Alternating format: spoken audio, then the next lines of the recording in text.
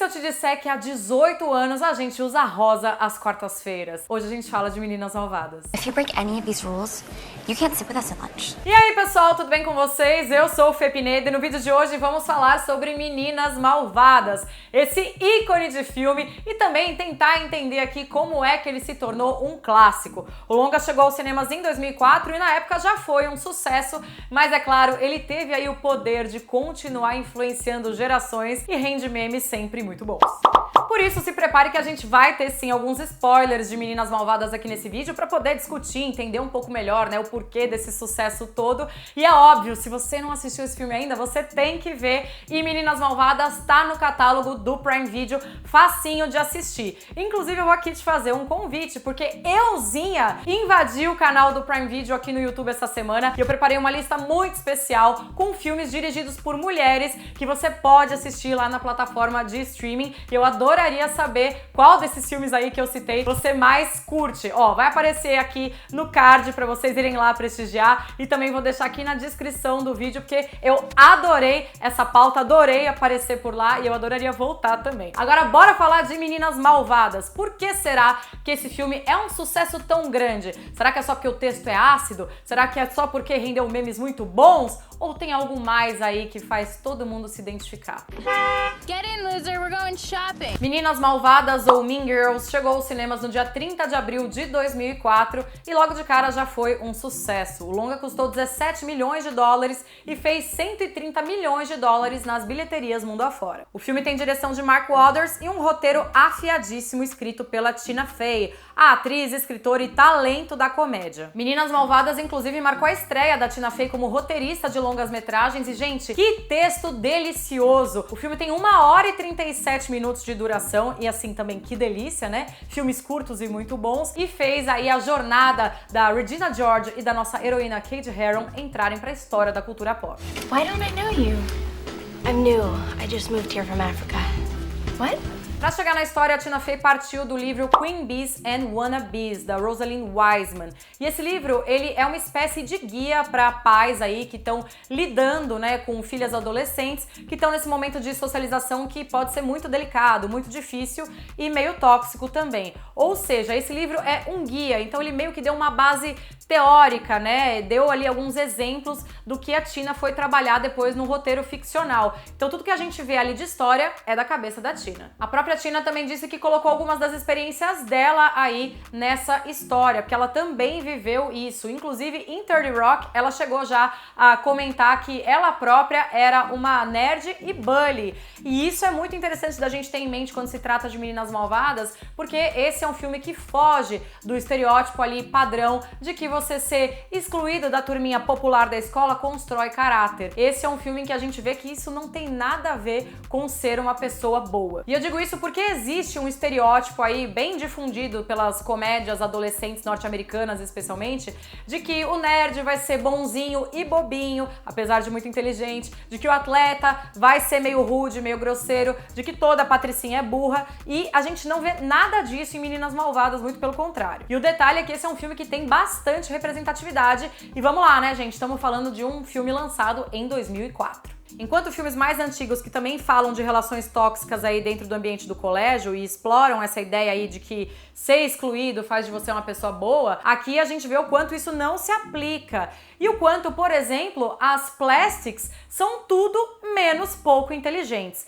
Essas meninas são realmente muito espertas para manter ali a posição delas, mesmo que isso custe muito caro no fim do dia. Dito isso, talvez o maior lugar comum dessa trama é colocar esses personagens que são já um pouco diferentes num contexto de competição e também de rivalidade feminina, algo que a gente já viu bastante. Mas a identificação acontece porque, de fato, todo mundo já teve aí uma figura no estilo Regina George na vida, né? Aquela pessoa que consegue te inspirar a sentimentos dos mais loucos, repúdio, desejo, inveja, enfim. E quando se fala dessa fase aí da adolescência, né, a cabeça do jovem de 15, 16 anos, 16 anos especificamente, seria a idade, né, das personagens aí do filme, porque elas estão no segundo ano do ensino médio, a gente tem aí a cabeça borbulhando, com pressão social, com decisões a serem tomadas relativas ao futuro, enfim, tem muita coisa acontecendo, mas realmente é o momento que você começa a sentir ali uma pressão social e estética muito forte. E isso desperta sentimentos de agressividade. Só que os meninos, eles têm uma válvula de escape muito forte, especialmente aí quando a gente tá falando, né, desse contexto do ensino médio norte-americano, né? Muitos vão pro esporte para poder dar essa descarregada, digamos assim. Só que as meninas, elas têm essa cultura um pouco menos incentivada, digamos assim, e isso acaba se transferindo para suas relações. E não sou eu que estou falando isso, tá? Muitos psicólogos aí estudam esse fenômeno, inclusive isso é algo que tá também nesse livro aí que a Tina Fey se inspirou para fazer Meninas Malvadas. É por isso que não é por acaso que mesmo odiando a Regina George, as pessoas buscam ali a validação dela, né? É um certificado ali de status que dá uma certa tranquilidade. E aí também não é à toa que a Cade, enquanto tenta ali destruí-la, né, durante o filme, enquanto ela tenta ali sabotar as Plastics por dentro, ela acaba se tornando justamente aquilo que ela temia, né? Ela se torna uma Plastic completa, capaz de rivalizar com a própria Regina. É como se fosse assim o topo da cadeia alimentar e ali no alto da montanha, quem consegue chegar lá, respira melhor e fica mais tranquilo, mesmo que você tenha que se degladiar para chegar lá. E bom, apesar de Meninas Malvadas apresentar essas questões de um jeito diferente, a gente já viu alguns aspectos dessa trama em vários outros filmes aí, inclusive dos anos 80, né, de bem antes. A Garota de Rosa Shocking, a gente tem isso em Segundas Intenções, a gente tem isso em Heathers, a gente tem isso em diversos filmes. Só que o que Meninas Malvadas traz de fresco é o espaço de resolução com muita sororidade que a gente vê ali na conclusão do filme. Esse fechamento mostra que ignorar a agressividade que tomou conta ali daquelas relações, daquele colégio, daquele ambiente, não é a melhor saída e que também apenas expor a Regina George, apenas expor ali a vilã, também não vai resolver a questão. A gente precisa ter outros meios de lidar com a agressividade de uma maneira mais saudável e ali a sororidade também aparece como uma das respostas possíveis. Bom, vamos falar da história. No filme a gente acompanha uma adolescente de 16 anos chamada Cade Heron, que passou a infância e a adolescência com os pais na África, sendo educada em casa.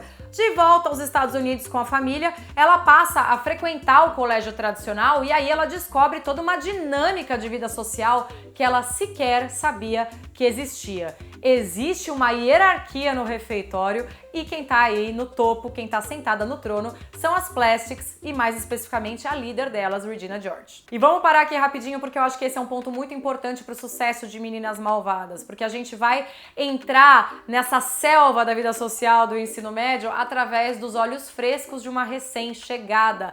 E isso faz toda a diferença, porque a gente vai ser impactado da mesma maneira que a personagem. E isso faz com que o filme funcione não apenas para as pessoas de lá, não só para o público norte-americano, mas para o mundo inteiro e também para pessoas de todas as idades. É quase como se a Cade estivesse aí recebendo um tutorial de como funciona a vida social num colégio norte-americano e, é claro, também ajuda muito no humor o fato dela ser perdida aí em vários aspectos. Ponto pro roteiro. Seguindo com os elementos de sucesso, entram aí então em cena os amigos Janice e Damian, que também contribuem muito, sendo personagens mais complexos. E me devolve minha camisa rosa! Eles não são os excluídos fofinhos e passivos, muito pelo contrário. Quando a gente fala da Janice, especialmente, rapidinho a gente percebe ali no filme que ela é uma vítima da Regina George, que ela foi difamada pela loira, né? E que ela nutre aí um desejo muito grande por vingança. E ela mesma vai se tornando aí uma antítese perfeita do que a Regina George representa. Então ela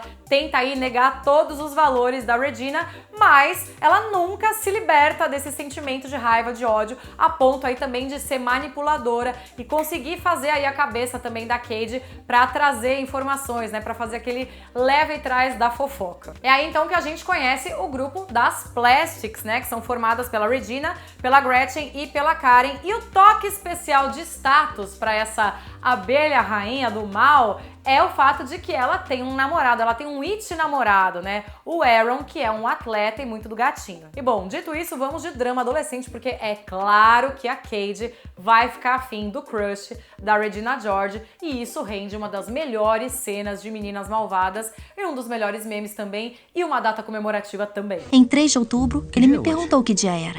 3 de outubro. Bom, no elenco a gente tem aí rivalizando, né, a Lindsay Lohan e a Rachel McAdams. Entram em cena também a Amanda Seyfried, a Lacey Chabert, o Jonathan Bennett, a Amy Poehler, que é simplesmente icônica no papel da mãe da Regina George. E também, além da Amy, né, outras pessoas que também fizeram parte do Saturday Night Live, né, que isso aí foi a Tina Fey chamando os colegas dela do programa pra trabalhar. O ator Tim Meadow, por exemplo, que também é dessa turma do Saturday Night Live, né, ele foi escalado pra fazer o diretor do colégio e às vésperas da filmagem, ele machucou a mão. E aí ele quase teve que desistir do papel, mas a Tina Fey falou, não, bora, a gente põe isso no filme. E aí rendeu várias piadas e ele, de fato, passa o filme todo ali com a mão enfaixada, né, com a mão ali numa tala, enfim, protegido ali o machucado dele. E isso, sem querer querendo, acabou trazendo um simbolismo interessante, porque mesmo percebendo, mesmo vendo tudo que estava acontecendo de mais caótico naquele colégio, não é ele que consegue, de fato, dominar a situação e propor algum tipo de resolução, mas sim a professora de matemática, a senhora Nurbury, que é justamente interpretada pela Tina Fey. É como se ele estivesse vendo tudo, porém sem mãos para fazer alguma coisa, e aí ela é que traz uma dinâmica que acaba sendo muito importante para aquelas garotas. Agora o curioso é que hoje em dia, 18 anos depois do lançamento, é muito difícil a gente imaginar, né, que os papéis fossem dados a atores diferentes, mas a verdade é que na pré-produção muita coisa estava sendo pensada de outro jeito. Talvez você até já saiba, mas na real a Lindsay Lohan queria fazer o papel da Regina George. Ela já tinha feito algumas mocinhas recentemente e ela queria testar algo diferente. E além disso, a Amanda Seyfried e a Rachel McAdams estavam sendo ali cotadas para o papel da Cady Heron. E no fim rolou todo esse troca-troca, né? A Lindsay ficou com a Cady, a Rachel ficou com a Regina e a Amanda foi escalada como Karen. Inclusive, uma curiosidade aqui é que a Rachel McAdams era a mais velha das atrizes ali, né? Ela tinha 10 anos a mais do que a idade da personagem. Então, a Regina George deveria ter 16 anos e a Rachel tinha 26 quando ela rodou Meninas Malvadas. Mas isso é só uma curiosidade, que bom que os astros se alinharam, porque é fato que esse filme foi importante para a carreira de todo mundo e de todas elas. That is so fetch. Gretchen, stop trying to make fetch happen. It's not going to happen. Ainda no legado de Meninas Malvadas, a gente tem que falar do texto, né? Porque são várias expressões maravilhosas. Desde aquela cena do eu estava obcecada, até you can sit with us, até barro. Que inclusive tem uma história maravilhosa, porque a Tina Fey pensou, gente, eu queria colocar uma gíria pra elas falarem. Mas até o filme sair, qualquer gíria muito específica que eu coloque vai ficar velha. Então ela falou, o quê? Eu vou inventar uma gíria que não existe. E aí deu muito certo, né? O barro nunca aconteceu, mas o barro sempre poderá acontecer, porque ele nunca existiu. É o famoso ela faz a gíria dela. E assim, embora os atores já tenham aí falado sobre continuação e tal, naquele reencontro que eles fizeram online na quarentena, a real é que isso já aconteceu, né? Teve um Meninas Malvadas 2 lançado diretamente em home video, que saiu em 2011, e assim, o filme não deu muito certo e não é à toa, né? Não tem ninguém da produção original ali envolvido, roteiro, direção, o elenco também todo diferente, não rolou. Mas sabe o que rolou? O musical Meninas Malvadas. E inclusive neste momento, Tina Fey está trabalhando na versão para o cinema do musical da Broadway de Meninas Malvadas. Sim, você entendeu certo. O roteiro e a produção vão ficar com a Tina Fey e, segundo um anúncio que foi feito em setembro aí de 2021, a direção vai ser da dupla Arturo Pérez Jr. e Samantha Jane, que são aí dois estreantes, né, em longa-metragem. Eles já fizeram clipes, mas vai ser o primeiro filme deles.